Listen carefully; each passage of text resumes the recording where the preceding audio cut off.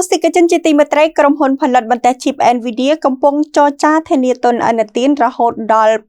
$250 ប៊ីលានអាមេរិកទៅឲ្យក្រុមហ៊ុន OpenAI ដើម្បីសាងសង់មជ្ឈមណ្ឌលទិន្នន័យដែលមានទំហំថាមពល10 GW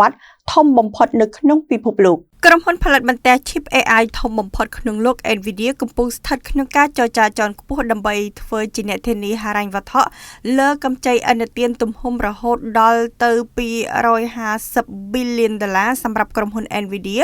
ក្នុងគោលដៅគាំទ្រដល់គម្រោងសាងសង់មជ្ឈមណ្ឌលទិន្នន័យ AI ដ៏ធំបំផុតនៅក្នុងពិភពលោកតាមប្រភពព័ត៌មានបានឲ្យដឹងថាកញ្ចប់ឥណទានដ៏សន្ធឹកសន្ធាប់នេះនឹងត្រូវយកទៅរៀបចំកិច្ចសន្យាជួលមជ្ឈមណ្ឌលទិន្នន័យ AI ដែលមានកម្លាំងថាមពល10 GW ដែលកំពុងត្រូវបានអភិវឌ្ឍដោយក្រុមហ៊ុនបុតសម្ព័ន្ធថាមពលរបស់ SoftBank នៅភាគខាងត្បូងរដ្ឋ Ohio សហរដ្ឋអាមេរិកចំណុចកត់សម្គាល់គឺ Nvidia មិនមែនជាអ្នកចាក់លុយចំនួន$250 ប៊ីលានផ្ទាល់នោះទេប៉ុន្តែ Nvidia នឹងដើរតួជាគ្នឹងបង្អែកធនាគារប្រាក់និងបំណុល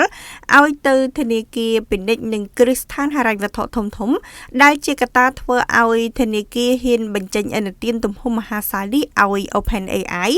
ដោយកាត់បន្ថយហានិភ័យទូទាត់សងលើសពីនេះប្រភពថាមពលអគ្គិសនីសម្រាប់ទីតាំងកម្រិត10 GW នេះត្រូវបានគ្រប់គ្រងដោយផ្ទាល់ដោយរដ្ឋាភិបាលសហរដ្ឋអាមេរិកក្រោមក្របខ័ណ្ឌកិច្ចព្រមព្រៀងពាណិជ្ជកម្មអាមេរិកជប៉ុន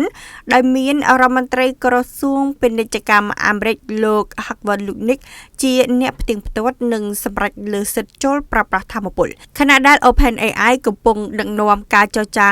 ដើរមុខនេះក្រុមហ៊ុនគូប្រជែងធំៗដូចជា Anthropic, Microsoft និង Google ក៏ត្រូវបានរាយការណ៍ថាបានបោះជំហានចូលពិភាក្សាជុំវិញគម្រោងថាមពលមហាសាលនេះដូចគ្នា